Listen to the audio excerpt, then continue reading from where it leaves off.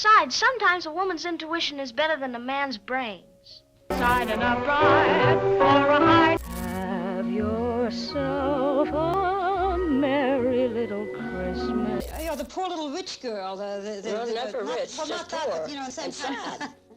But the woman who had everything and yet... I like making films here. I like working here. I like living here. Judy Garland is remembered as a guarantee, not a possibility, a sure thing. In Hollywood memory, she appears fully formed, a voice that did not require context, a presence that did not need warming up. When her name was attached, uncertainty dropped out of the equation. That reputation condensed quickly into a label the industry understood: dependable, recognizable, safe to build around. The label simplified everything it touched. Schedules tightened, decisions shortened, explanations became unnecessary. This is not a story about excess or shock or spectacle. It is about how systems preserve people who reduce friction. What was valued was not feeling or even talent in the abstract. It was repeatability, the assurance that each appearance would closely resemble the last, that continuity could be assumed rather than negotiated. What the label never accounted for was change, not failure, not refusal, just difference emerging over time. There was no mechanism inside that shorthand for adjustment, no pause built into it, no way to return slightly altered without raising concern. As long as the performances aligned, the label held. Each confirmation strengthened it, each success narrowed the frame. And because it worked so efficiently, the label remained, quietly excluding the one variable it could not accommodate, the possibility that consistency itself might shift. Judy Garland entered Hollywood through an environment designed to reward early precision. The studio system favored performers who could absorb instruction quickly and reproduce it reliably. Her early routines matched that requirement. Work arrived structured and continuous. Rehearsal followed schedule. Performance followed rehearsal. Feedback arrived immediately and was acted on just as quickly. This pattern produced a specific kind of competence. She learned to adjust tempo, pitch, and expression within narrow parameters and do so repeatedly. Not experimentation. Calibration. The system valued that skill because it reduced variance. Scenes held. Timelines stayed intact. Costs remained predictable. Daily habits reinforced the same alignment. Long hours normalized early. Direction was taken as given. Correction was treated as information, not interruption. The result was consistency under pressure, not resilience as a personal trait, but as an operational outcome. A performer trained to maintain output regardless of external fluctuation. This worked especially well in an environment where continuity mattered more than interpretation. Musicals, ensemble productions, and tightly scheduled shoots required reliability above all else. She fit those demands cleanly. Nothing about this formation was excessive or unusual for its time. It was standard practice, applied efficiently, and because it produced results, it was reinforced. What emerged was a habit that functioned flawlessly inside the system, the ability to adapt instantly to direction and deliver a stable result on command. At this stage, that habit was not a liability. It was ideal. In the mid-1940s, during a prolonged production schedule at Metro-Goldwyn-Mayer, a small deviation entered the record, not a public failure. A scheduling interruption. A planned appearance was delayed, then postponed. Internal notes shifted from certainty to contingency. The language did not accuse, it adjusted. What mattered was not the event itself, but the response to it. Production meetings added qualifiers. Availability was discussed rather than assumed. What had once been implicit now required confirmation. No announcement followed. No framing. The system did not escalate. It recalibrated. The change was subtle enough to pass without notice outside the studio. Inside, however, it registered as a marker, not of inability but of variance. Her output continued. Performances still met expectation, but the margin narrowed. What had once been treated as fixed became conditional. What had been routine now required tracking. Reliability remained, but it was no longer silent. Over the next several seasons, similar adjustments accumulated. Delays compressed into footnotes. Footnotes merged into policy. Years of work were folded quietly into a new assumption that continuity might require intervention. No decisive moment announced the shift, just repetition. And by the time the pattern was recognizable, it no longer referred to a single incident at all. For a long period, the arrangement functioned exactly as intended. Judy Garland occupied a space the studio system understood well and managed efficiently. The structure around her was stable, roles were defined early, production timelines were fixed. Musicals, in particular, rewarded predictability voices that could anchor ensemble work and carry emotional tone without disrupting pace. Within that environment, difference was not only tolerated but useful. Her distinct sound reduced the need for adjustment elsewhere. Scenes settled quickly around it. Directors required fewer takes to reach clarity. What made the system feel seamless was how little negotiation it required. Expectations were assumed. Corrections were minimal. Once the framework was in place, it repeated itself. The studio's internal logic reinforced this smoothness. Contracts provided continuity. Publicity maintained familiarity. Audiences learned what to expect and returned for it. There was no pressure to redefine the role as long as it held. No need to explore alternatives. No incentive to slow the machine down, to ask how the alignment was being maintained. At this stage, stability was not fragile. It felt complete. Each production confirmed the previous one, and each confirmation strengthened the assumption that the system and the performer were still moving in sync. Because it worked, nothing required explanation. And because nothing required explanation, the arrangement appeared self-sustaining. The absence of friction was interpreted as proof that none existed. The arrangement carried expectations that were never formalized because they were never questioned. For Judy Garland, acceptance operated through conditions that did not require articulation. The system assumed availability, not simply presence but readiness, the ability to arrive prepared, emotionally contained, and functionally consistent regardless of circumstance. Reliability was treated less as a quality to be earned than as a baseline to be maintained. It did not attract praise, it prevented inquiry. What was never renegotiated was the shape of that reliability. It was expected to persist unchanged over time, unaffected by workload, repetition, or accumulated demand. Continuation was presumed, not reviewed. The contract did not describe limits, it described output. As long as results resembled precedent, the agreement was considered intact. This produced a quiet asymmetry. Adjustment was permitted only toward restoration of the familiar. Change that yielded the same result passed without comment. Change that altered the result required explanation. There was no mechanism for pause, no scheduled reassessment, no shared language for acknowledging gradual shift without reframing it as risk.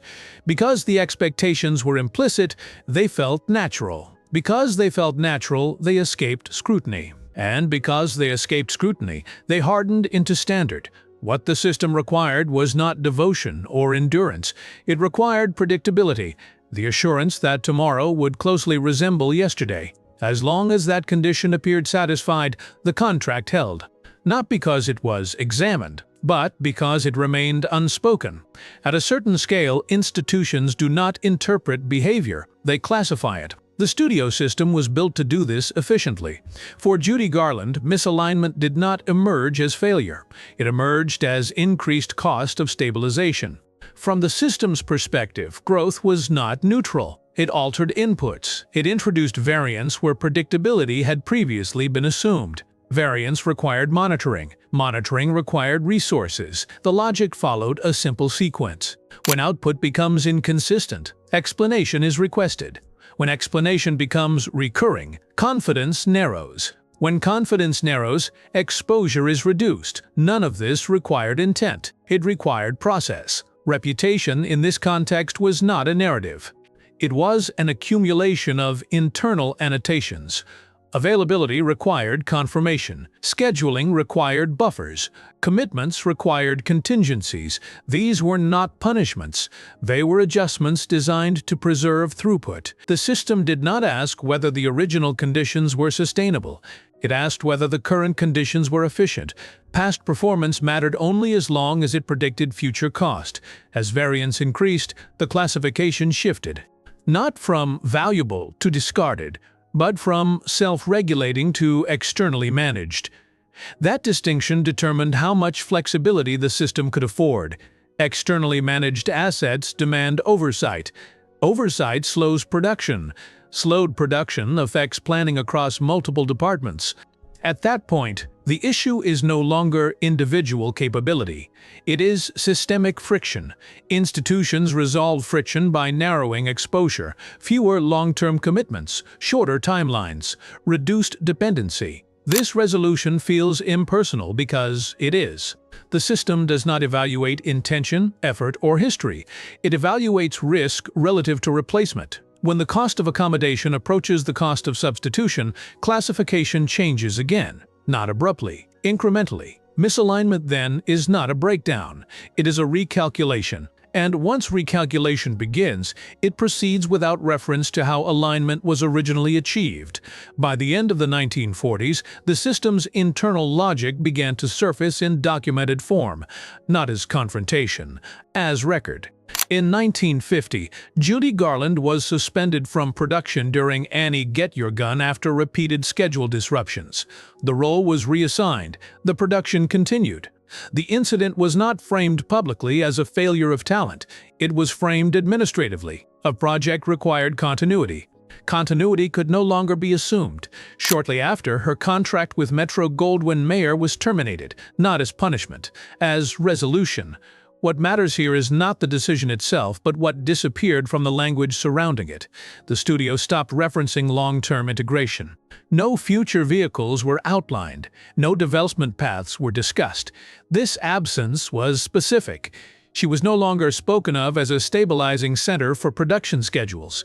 Reliability, once implicit, was no longer invoked at all.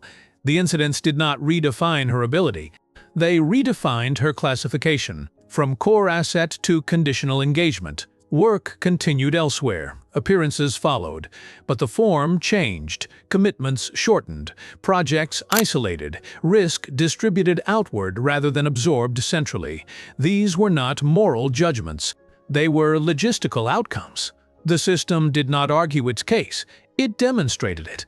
By removing reference to her as a structural anchor, the institution signaled that one function, the ability to organize production around her presence, was no longer required.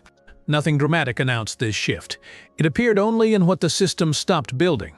After reclassification, communication changed, not in tone, but in density. For Judy Garland, discussions that once carried assumption now required framing. Availability was specified. Time frames were narrowed. Language grew cautious. Where earlier correspondence outlined trajectories, later exchanges addressed single engagements. Options were presented one at a time. Context thinned. Concern replaced clarity. Not concern expressed directly, but embedded in structure. Shorter contracts, fewer future references, more qualifiers. Explanation moved in only one direction. She was asked to account for disruption. The system did not account for adjustment. Dialogue gave way to interpretation. Silence began to perform work that conversation once handled. Delays were read as signals, absences as indicators. The narrowing was not announced. It was felt through subtraction, fewer invitations, less follow-up. Reduced urgency. Trust did not disappear. It localized. Each project was treated as separate from the last. History stopped transferring forward. The system read risk not as a dramatic threat, but as a pattern to be contained.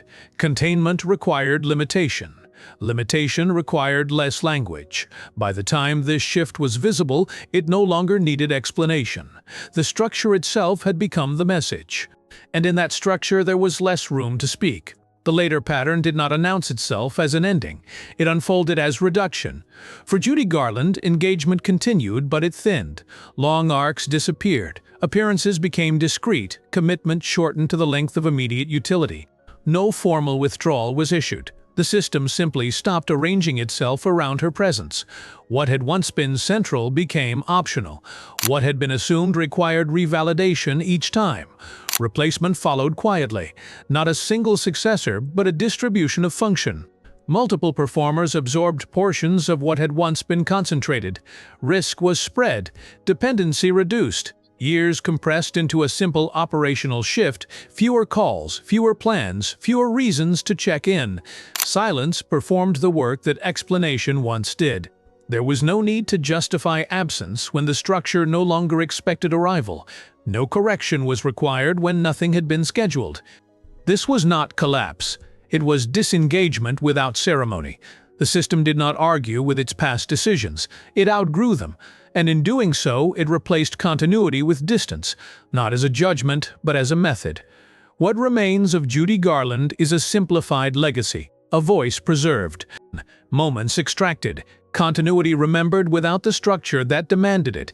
The system retains what travels well: songs detached from schedules, performances detached from conditions. What once required coordination becomes self-contained. What does not remain is context, the framework that made repetition possible, the assumptions that treated stability as default, the mechanisms that converted consistency into classification. There is no verdict here, no correction offered after the fact.